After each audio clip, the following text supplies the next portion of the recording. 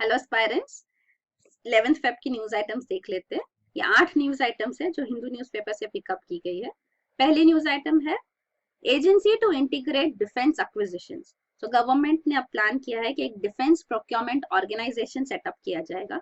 तो जो भी डिफेंस प्रोक्योरमेंट होता है, मतलब डिफेंस की जो बाइंग होती है, एक्विजिशंस होती है, जो गवर्नमेंट बाय करती है, तो वो सारे कैपिटल एक्विजिशंस, मतलब large amount of money involve होता है उसमें। तो ये एक्विजिशंस जो है ये कैसे किए जाए, जो डिफेंस प्रोक्योरमेंट प्रोसेस क्या है, वो अभी भी मॉडिफाई किया जाता है बार बार। अभी भी न्यूज है, प्रेजेंट यही न्यूज आइटम में है कि कैबिनेट कमेटी ऑन सिक्योरिटी, तो ये कैबिनेट कमेटी है, मतलब इंपॉर्टेंट मिनिस्टर्स इनमें इन्वॉल्व है। Cabinet committee on security is chaired by the prime minister himself. तो ये कैबिनेट कमेटी ऑन सिक्योरिटी ने अभी भी मॉडिफिकेशन किया in the defence procurement process. तो इसको कई बार रैशनलाइज करने की जरूरत की अटेम्प्ट्स किए गए हैं to bring in transparency, acquisitions को स्पीड अप करने के लिए, जैसे अभी भी किया गया, हम डिस्कस करेंगे। तो ये प्रोसेस तो बार बार मॉडिफाई हो रहा है, पर जो डिफेंस प्रोक्योरमेंट कैसे होना चाहिए, किसके थ्रू होना चाहिए, पर्टिकुलर ऑर्गेनाइजेशन हो जिसके थ्रू ये पूरा प्रोसेस हो, तो इसीलिए ये रिकमेंडेशन लाया गया है। एक कमेटी सेटअप की गई थी, that was headed by doctor Pritam Singh. So ये फॉर्मर डायरेक्टर है आईआईएम लखनऊ के। तो इन्होंने अभी रिपोर्ट सबमिट की, उसमें उन्होंने बताया कि ये डिफेंस प्रोक्योरमेंट ऑर्गेनाइजेशन कैसे सेटअप किया जाए। तो वो रिपोर्ट को अभी स्टडी किया जाएगा, और सोर्सेस कहते हैं कि 2-3 साल लगेंगे तब तक ये बॉडी सेटअप की जाएगी। तो फिलहाल के लिए डिफेंस प्रोक्योरमेंट प्रोसेस मॉडिफाई किया गया है। तो कैसे डिफेंस अप्रूवल्स अब होंगे हम देखते हैं। और एक चीज है जो हाईलाइट की गई है कि डिफेंस एक्विजिशंस के लिए जो गवर्नमेंट अभी एंडोर्स कर रही है वो है make in India in defence. तो मेक इन इंडिया पॉलिसी हम यहाँ लगा रहे हैं। तो ये मेक इन इंडिया का मतलब है कि जो डिफेंस एक्विजिशंस हो रहे हैं, मतलब फॉरेन कंट्रीज से हम जो बाय कर रहे हैं, तो सिर्फ बाय सेल का रिलेशन ना हो, टेक्नोलॉजी ट्रांसफर भी हो, और टेक्नोलॉजी ट्रांसफर हो और इंडियन कंपनीज उनको मैन्युफैक्चर करे। तो इसमें डिफेंस पब्लिक सेक्टर अंडरटेकिंग्स एक मेजर रोल प्ले करेगी, पर उनको इतनी कैपेबिलिटीज नहीं है, तो वो कैपेबिलिटीज डेवलप करना भी इंपॉर्टेंट है। वो यहाँ पे हाईलाइट किया गया कि focus on development is low की। तो ये फोकस डेवलपमेंट पे भी डाले ताकि ये पॉलिसी भी हमारी सक्सेसफुल हो, तो वो इम्पोर्टेंट है। तो वो एक और चीज हाईलाइट की गई है। और अभी जो डिफेंस डील्स अप्रूवल्स जो मॉडिफाई किया गया है bye cabinet committee on security, वो ये है कि पहले डिफेंस डील्स जो है वो एक पर्टिकुलर लिमिट तक के कौन अप्रूव कर सकता है, ऐसे था। तो 500 करोड़ तक की जो डिफेंस डील थी वो पहले डिफेंस मिनिस्टर अप्रूव कर सकते थे। अब ये लिमिट को इंक्रीज कर दिया गया है। 2000 करोड़ तक के जो डिफेंस डील्स हो गए वो डिफेंस मिनिस्टर अपने लेवल पे अप्रूव कर सकते हैं। और 500 करोड़ तक के डील्स तो अब डिफेंस सेक्रेटरी भी खुद के लेवल पे अप्रूव कर सकते हैं, तो उनको भी फाइनेंशियल पावर्स दिए गए टू क्लियर डील्स। और अगर ये 2000 करोड़ से ज्यादा है, 2000 करोड़ टू 3000 करोड़ तक के डील्स है, तो वो फाइनेंस मिनिस्टर और डिफेंस मिनिस्टर साथ में मिलकर अप्रूव करेंगे। और अगर 3000 करोड़ से भी ज्यादा है तो वो कैबिनेट कमेटी ऑन सिक्योरिटी, जो अभी हमने डिस्कस किया, कैबिनेट कमेटी ऑन सिक्योरिटी, जो डिफेंस मिनिस्टर, जो प्राइम मिनिस्टर खुद हेड करते, वो अप्रूव करेंगे। तो ये मॉडिफिकेशन किया गया है ताकि क्विक अप्रूवल्स हो, टाइम ना लगे। तो कैबिनेट लेवल तक, कैबिनेट कमेटी तक जब जाएगा तो ज्यादा उसमें डिले हो जाएगा, ज्यादा डिस्कशंस होंगे। तो जो लार्जर प्रोजेक्ट्स है वो सिर्फ कैबिनेट कमेटी ऑन सिक्योरिटी के पास जाएंगे। तो अबाउट 70% जो डील्स होते हैं डिफेंस सेक्टर में, तो वो तो 3000 करोड़ से कम ही होते, तो ये मिनिस्टर लेवल पे ही अप्रूव हो सकते हैं। तो ये मॉडिफिकेशन है।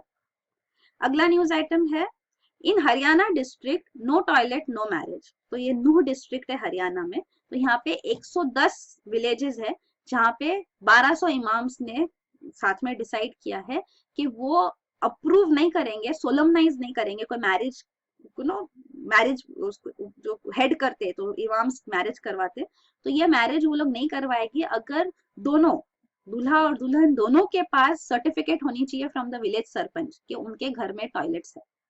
तो जब तक ये सर्टिफिकेट नहीं वो दिखाएंगे तब तक वो लोग की मैरिज नहीं की जाएगी बाय दीज इमाम्स। तो ये एक उन्होंने डिसीजन लिया है। तो ये जमायत उलेमाए हिंद करके ऑर्गेनाइजेशन है, उनके उसके अंदर ये डिसीजन लिया गया है। और एक डिसीजन लिया गया है कि इवन कंजम्पशन ऑफ लिकर को बैन करना चाहिए। तो ये सारे इनिशिएटिव्स लिए गए। तो ये इमाम्स कहते हैं कि ये जो ओपन डिफिकेशन है, खुले में शौच जैसे कहते हैं वो, तो वो एक्चुअली अन इस्लामिक है, बिकॉज इस्लाम में क्लीनलीनेस के ऊपर काफी सारा एम्फोसिस है। तो इसीलिए घर में टॉयलेट्स बनवाना और उसको ही यूज करना जरूरी है। ओपन डिफिकेशन एंड करना, बैन करने के लिए ये इनिशिएटिव लिया गया है। तो ये न्यूज में है। अगला न्यूज आइटम है Supreme Court extends ban on fire cracker sale. तो सुप्रीम कोर्ट ने बैन कर दिया था fire cracker sale. Delhi NCR region में। तो ये नवंबर 2016 में किया गया था। तो ये 3 मंथ्स का बैन था, तो अब 3 मंथ्स फिनिश हो गए हैं। तो अब फेब में फिर से ये बैन को एक्सटेंड कर दिया गया है। तो ये फिर से रहेगा, फायर क्रैकर्स सेल नहीं हो सकता। जो ट्रेडर्स के पास फायर क्रैकर्स थे उनको वो भी सेल करने के लिए अलाउ नहीं किया गया था, कि उन्होंने कहा जो है हमारे पास स्टॉक उसको तो सेल करने दिया जाए, उसको भी नहीं अलाउ किया गया। अभी भी उन्होंने कहा कि एटलीस्ट हमको बाहर कहीं और सेल करने दो उसको, फायर क्रैकर्स को। पर सुप्रीम कोर्ट ने ये भी मना कर दिया कि नहीं, कोई और जगह पे सेल करके, उन्होंने कहा बॉम्बे या कहीं और सेल करेंगे हम। तो उन्होंने, सुप्रीम कोर्ट ने कहा नहीं, कहीं और भी एयर पोल्यूशन करने की जरूरत नहीं है। तो ये स्टेप लिया गया। उन्होंने सेंट्रल पोल्यूशन कंट्रोल बोर्ड को कहा कि आप एक इन्वेंट्री बनाओ कि कितने फायर क्रैकर्स अभी ट्रेडर्स के पास प्रेजेंटली एग्जिस्ट करते हैं, अवेलेबल है, और उसको डिस्पोज करने का क्या मेथड यूज करना चाहिए। तो ये सुप्रीम कोर्ट ने कहा है, सेंट्रल पोल्यूशन कंट्रोल बोर्ड को काम दिया है। और सुप्रीम कोर्ट ने ये क्लैरिफाई किया है कि ये जो प्राइवेट राइट है, इंडिविजुअल राइट है कि आप सेलिब्रेट कर सकते हैं फेस्टिवल्स, मैरिजेस और फायर क्रैकर्स बर्स्ट कर सकते हैं, ये इंपॉर्टेंस नहीं होगी इसकी in against the safeguard of the public good. तो पब्लिक गुड है एयर, तो एयर पोल्यूशन मिनिमल लेवल पे रखने के लिए जो सारे सेफगार्ड्स लेने होंगे वो लिए जाएंगे। इन राइट्स के ऊपर, उसके सामने इसकी राइट्स का सिग्निफिकेंस नहीं होगा। ये जो केस भी था नवंबर 2016 का, ये 3 बच्चों ने फ्रॉम दिल्ली एनसीआर, ये 3 बच्चों ने फाइल किया था, और highlighting the effect of this air pollution on children. तो ऐसे कहा जाता है कि 40% of children in Delhi suffer from respiratory diseases. इसीलिए वो कहा जाता है कि इवन फायर क्रैकर्स बर्स्ट होते हैं तब तो एयर पोल्यूशन होता है और लोगों को अफेक्ट होता है, plus even after the fire crackers are burst, वो पॉइजनस टैंक रहती है एयर में, और उसके ब्रीदिंग की वजह से भी काफी दिनों के बाद भी, फेस्टिवल्स के बाद भी पोल्यूशन हाई रहता है। तो इसीलिए ये स्टेप्स लिए गए, फायर क्रैकर्स को कंप्लीटली बैन किया गया। So this was one of the steps जो सुप्रीम कोर्ट ने लिया टू सेफगार्ड एयर। तो एयर पोल्यूशन मिनिमाइज करने के लिए ये एक स्टेप था। अगला न्यूज आइटम है leopards caught in Sariska to be kept under observation. तो ये सारिस्का टाइगर रिजर्व जो राजस्थान में, यहाँ पे 2 लेपर्ड्स जो एडजॉइनिंग विलेजेस में आ गए थे, जो फ्रिंज एरियाज में है सारिस्का रिजर्व के बाहर जो विलेजेस है वहां पे ये पाए गए।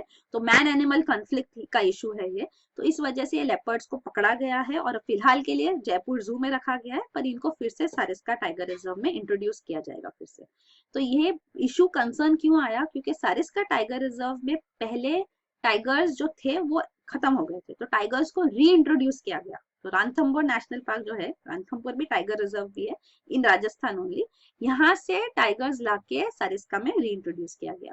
तो इस री इंट्रोडक्शन के बाद ये हुआ कि जो कोर एरिया है, तो हर एक रिजर्व की कोर एरिया होती है, बीच की सेंट्रल एरिया और पेरिफेरल एरिया जो बाहर की होती है। तो पहले लेपर्ड्स कोर एरिया में फ्रीली घूमते थे क्योंकि टाइगर्स नहीं थे, पर जब से टाइगर इंट्रोड्यूस हुए तो लेपर्ड्स वो कोर एरिया में नहीं रोम कर सकते फ्रीली, इसलिए वो पेरिफेरल एरियाज में जाते हैं और विलेजर्स के साथ उनकी कॉन्फ्लिक्ट होती है। तो ये कंसर्न यहाँ पे रेज हुआ है बिकॉज ऑफ री इंट्रोडक्शन ऑफ टाइगर्स। तो ये सारे टाइगर रिजर्व्स हैं इंडिया में। फिर अगला न्यूज आइटम है Centre says no to news broadcasters via FM. तो ये सुप्रीम कोर्ट ने क्वेश्चन रेज किया था लास्ट मंथ कि एफएम रेडियो ऑपरेटर्स को news broadcast, current affairs content broadcast करने क्यों नहीं दिया जाता, वहां पे रिस्ट्रिक्शन क्यों है। क्योंकि न्यूज चैनल्स भी होते हैं, टीवी चैनल्स है, तो टीवी चैनल्स पे तो प्राइवेट चैनल्स है, न्यूज चैनल्स जो न्यूज ब्रॉडकास्ट करते हैं, तो रेडियोज भी जब प्राइवेट चैनल्स है, जो प्राइवेट प्लेयर्स है जो न्यूज ब्रॉडकास्ट करना चाहते हैं, तो उनके ऊपर रिस्ट्रिक्शंस क्यों है यहाँ पे। तो ये पॉलिसी पे, गवर्नमेंट पॉलिसी पे सुप्रीम कोर्ट ने क्वेश्चन रेज किया था और सेंट्रल गवर्नमेंट को कहा कि आप इस पे क्लैरिफिकेशन दो। तो अब ये न्यूज ये है कि सेंट्रल गवर्नमेंट ने अपना क्लैरिफिकेशन दिया है और उन्होंने कहा है कि नहीं, न्यूज ब्रॉडकास्ट पे रिस्ट्रिक्शंस रहेंगे। मतलब news broadcast on FM radio stations is a monopoly, सिर्फ all India radio news broadcast कर सकती है। तो प्रसार भारती जो गवर्नमेंट ऑर्गेनाइजेशन है, तो उसके अंदर 2 एंटिटीज है, एक है दूरदर्शन और एक है ऑल इंडिया रेडियो। तो Doordarshan news channels, TV channels पे न्यूज ब्रॉडकास्ट करते हैं और all India radio FM radio पे। तो न्यूज चैनल्स टीवी के लिए तो दूरदर्शन के लिए कंपटीशन है, पर all India radio is the only channel जो एफएम पे न्यूज ब्रॉडकास्ट कर सकती है। अगर कोई प्राइवेट चैनल को न्यूज ब्रॉडकास्ट करना है तो वो यही ऑल इंडिया रेडियो की ही न्यूज ब्रॉडकास्ट कर सकता है, वो अपना करंट अफेयर्स कंटेंट प्रिपेयर नहीं कर सकते। तो ये रिस्ट्रिक्शन है गवर्नमेंट की तरफ से।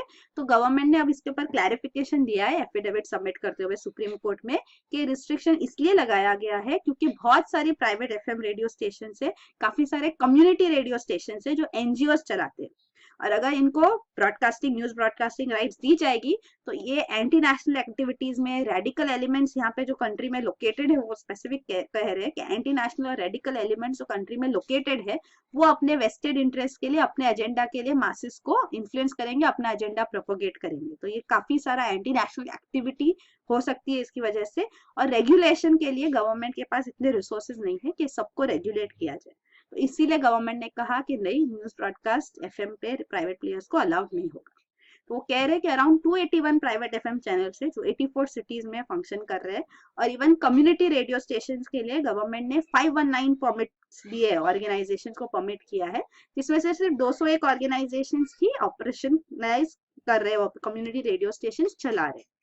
मतलब कि कम्युनिटी रेडियो स्टेशन भी वही चला सकते हैं जिनको गवर्नमेंट ने अप्रूव किया है, और इवन एफएम प्राइवेट प्लेयर्स भी अप्रूव किए जाते हैं। तो ये एनजीओज के अगेंस्ट जो गवर्नमेंट का एक फियर है, और एंटी नेशनल एक्टिविटीज ये प्रमोट करते हैं, फॉरेन प्लेयर्स इनको असिस्ट करते हैं, तो ये जो पूरा अगेंस्ट एनजीओज जो एक्शन गवर्नमेंट फिलहाल ले रही है, तो इसमें ये पार्ट भी इसी से रिलेटेड है कि दे फियर कि एनजीओज इसमें अपना एजेंडा प्रोपोगेट करेंगे, मासेस को इन्फ्लुएंस करेंगे, तो इसीलिए एफएम पे न्यूज ब्रॉडकास्ट नहीं किया जा सकता।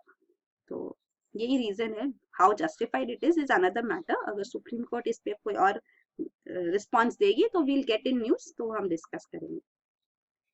अगला न्यूज आइटम है, government sets up inter departmental task force to crack down on benami transfers. तो ये बेनामी ट्रांसफर्स क्या होते हैं हम देखेंगे, और ये इंटर डिपार्टमेंटल टास्क फोर्स है, मतलब कि सारी मिनिस्ट्रीज जो रेगुलेशन करती है और जो एनफोर्समेंट एजेंसीज है, सब मिलके एक टास्क फोर्स बनाया गया है by the central government to crack down on shell companies. तो काफी सारी शेल कंपनीज भी है, तो ये बेनामी फर्म्स है। बेनामी फर्म्स मतलब जिनका नाम नहीं है, या मतलब नाम तो होता है पर वो एक्चुअल नेम नहीं है, मतलब ओनर्स कौन है, प्रोप्राइटर है या पार्टनर है, तो क्या नाम है, वो एक्चुअली रियल नेम्स नहीं होते। काफी time, many times it is fictitious names, किसी कोई ऐसा कोई इंसान हो ही ना उसके नाम पे है, फिक्टिशियस। या तो किसी के नाम पे है जो एक्चुअली ये पर्सन एग्जिस्ट करता है, पर वो कहते हैं हमको तो पता ही नहीं है कि ऐसा कोई फॉर्म हमारे नाम पे है या कुछ, तो उसको कहते हैं बेनामी फॉर्म्स। या कोई को पता भी हो, जैसे कि जनरली रिच पीपल यूज करते हैं, अपने ड्राइवर या अपने सर्वेंट्स को यूज करते हैं, तो उनके नाम पे कुछ दिया गया, बनाया गया, एंड देन उनको, उनके तो कैपेसिटी है ही नहीं वो करने की, तो ये पैसा किसने फंड किया है उनका नाम आता है जब सामने, तो ये भी बेनामी प्रॉपर्टी मानी जाती है, बेनामी ट्रांजैक्शन माना जाती है। तो ऐसे सारे फॉर्म्स पे क्रैकडाउन करने के लिए टास्क फोर्स बनाया गया है। गवर्नमेंट ने कहा है कि ऐसे 560 बेनिफिशियरीज है जिन्होंने 3,900 करोड़ मनी लॉन्डर किया है। तो मनी लॉन्ड्रिंग होता है कि ब्लैक मनी को व्हाइट बनाना। तो ब्लैक मनी को व्हाइट कैसे बनाया जाता है, मतलब अगर ब्लैक मनी है, मतलब हो सकता है कि वो इलीगल तरीके से मनी प्रॉफिट हुआ है, वो मनी बनाया गया है, और वो उस मनी को अभी कोई लीगल तरीके से, कोई लीगल कमर्शियल एक्टिविटी बता के उसको लीगलाइज किया जा रहा है कि ये मनी इस वजह से अक्वायर हुआ है, तो उसको मनी लॉन्ड्रिंग कहते हैं। या तो फिर अगर लीगली अक्वायर्ड भी मनी है, तो ब्लैक मनी मतलब सिर्फ इलीगली अक्वायर्ड मनी नहीं होता है, जैसे कि ड्रग ट्रैफिकिंग या कोई इलीगल एक्टिविटी करके जो भी वगैरह होते हैं, ड्रग ट्रैफिकिंग, ह्यूमन ट्रैफिकिंग भी होता है, तो उस वजह से अक्वायर किया गया ऐसे कुछ है, तो वो ब्लैक मनी तो है ही। पर इवन अगर लीगल तरीके से आप लीगल कोई एक्टिविटी कर रहे हो और मनी अक्वायर किया है, पर आप उसके ऊपर टैक्स नहीं पे कर रहे हो, उसको डिस्क्लोज नहीं कर रहे, तो वो भी ब्लैक मनी है। तो उसको अलग तरीके से आप डिस्क्लोज करोगे कि भाई ये फॉर्म से नहीं, क्योंकि वो फॉर्म अगर ज्यादा कंपनी कमा रही है तो प्रॉफिट भी उसका ज्यादा होगा, तो टैक्सेशन लेवल्स भी उसके लिए होते हैं। तो इसलिए अगर कम बता रहे कि अगर बाइफोकेट कर दिया कि शेल कंपनी बना दी, तो वो उन सबका टैक्स बेनिफिट्स उसमें मिलते हैं। तो वो टैक्स बेनिफिट्स के लिए अगर शेल कंपनीज वगैरह बनाई गई है, तो वो भी मनी लॉन्ड्रिंग कहा गया कि ये मनी आप डिस्क्लोज यहाँ से नहीं कर रहे हो, और इस शेल कंपनी का प्रॉफिट बना के आप उसके ऊपर बेनिफिट्स ले रहे हो, तो वो हो गया मनी लॉन्ड्रिंग। तो ये मनी लॉन्ड्रिंग किया गया है, इसमें चार्टर्ड अकाउंटेंट सीएस जो इन्वॉल्व है उनके पूरे नाम सामने आए हैं। तो ये पूरे लोगों के अगेंस्ट इनिशिएटिव्स लिए जाएंगे, एजेंसीज प्रोसिक्यूशन स्टार्ट करेगी उनके अगेंस्ट। बेनामी ट्रांजैक्शंस प्रोहिबिशन अमेंडमेंट एक्ट जो है अभी 2016 का, उसके स्ट्रिंजेंट प्रोविजंस लगाए जाएंगे। तो ये इनिशिएटिव गवर्नमेंट ले रही है फिलहाल। वो कह रहे हैं कि 15 लाख रजिस्टर्ड कंपनीज है इंडिया में, पर इनमें से सिर्फ 6 लाख है जो income tax returns, annual returns file करते हैं।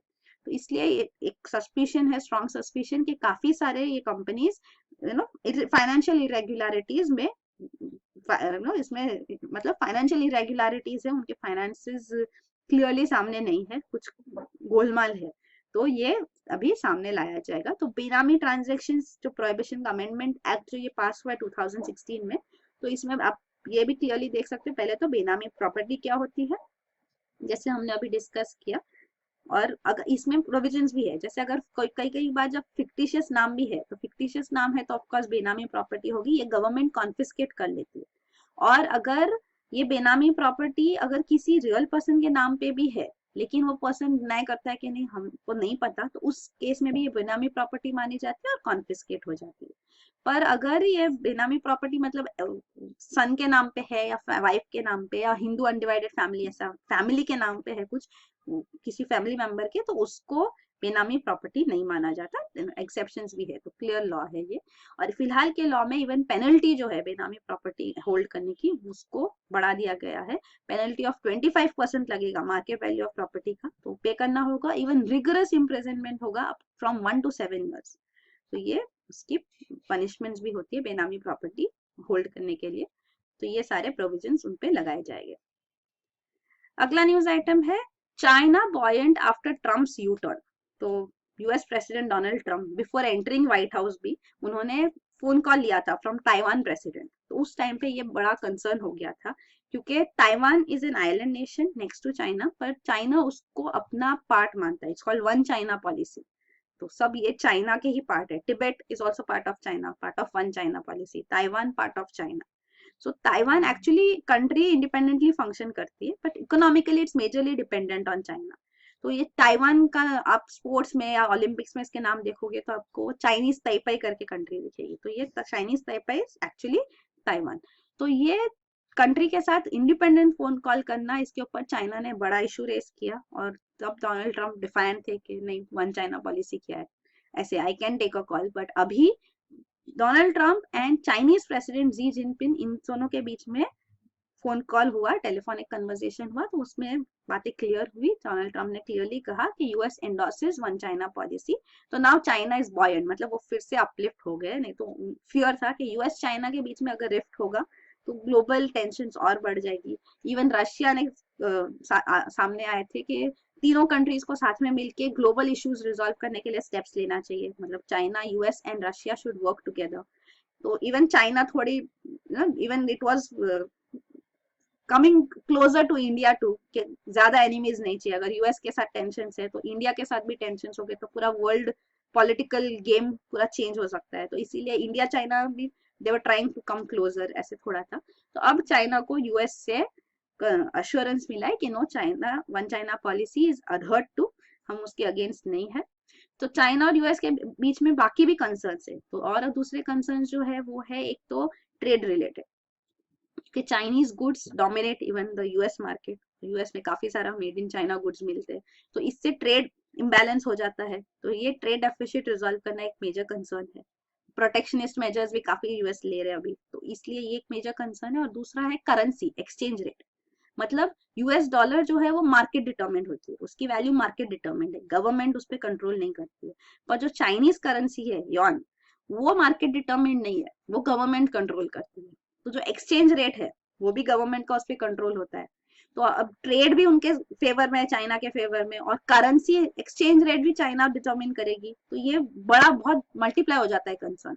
तो इसीलिए एक्सचेंज रेट मार्केट डिटरमिन हो, जितना हो सके गवर्नमेंट उस पर अपना कंट्रोल कम करे, ऐसा यूएस बार बार चाइना से एक्सपेक्ट करती है और प्रेशर डालती है। तो ये एक मेन करेंसी एक्सचेंज रेट का भी कंसर्न है। तो ये दो कंसर्न्स पे अभी कंट्रीज वर्क कर सकती है। तो वन चाइना पॉलिसी कंसर्न अब नहीं रहेगा। फिर अगला न्यूज आइटम है बिहार, द लास्ट वन। ये Bihar opposition demands action in paper leak scam. तो ये बिहार स्टाफ सिलेक्शन कमीशन का क्वेश्चन पेपर था जो लीक हो गया था। तो गवर्नमेंट ने एकदम एग्जाम भी कैंसिल कर दिया है। और इसमें Bihar staff selection commission secretary जो है परमेश्वर राम, इनको अरेस्ट किया गया है, ये जेल में है। और इन्होंने 36 नाम रिवील किए, इनमें से 7 तो मिनिस्टर्स है और ब्यूरोक्रेट्स है। तो ये उन्होंने कहा है कि इन्होंने प्रेशर डाला उन पे कि जो गवर्नमेंट जॉब्स है वो किनको मिलने चाहिए वो डिसाइड करेंगे, तो इसलिए पेपर लीक्स हुए थे। तो इसमें काफी सारे टॉप पॉलिटिशियंस, ब्यूरोक्रेट्स इन्वॉल्व है और वो कह रहे हैं कि मल्टी करोड़ स्कैम है जिसके अंदर हिमसेल्फ, वो खुद एक सिर्फ प्यादा है, is a pawn in the whole game. तो ये उनका कहना है। वो कह रहे हैं कि इनके अगेंस्ट एक्शन लेना चाहिए। तो ऑपोजिशन पॉलिटिकल पार्टीज भी अभी गवर्नमेंट पे डिमांड कर रही है कि इसके ऊपर इन्वेस्टिगेशन हो और एक्शन लिया जाए। तो यही है आज के न्यूज आइटम्स। Thank you.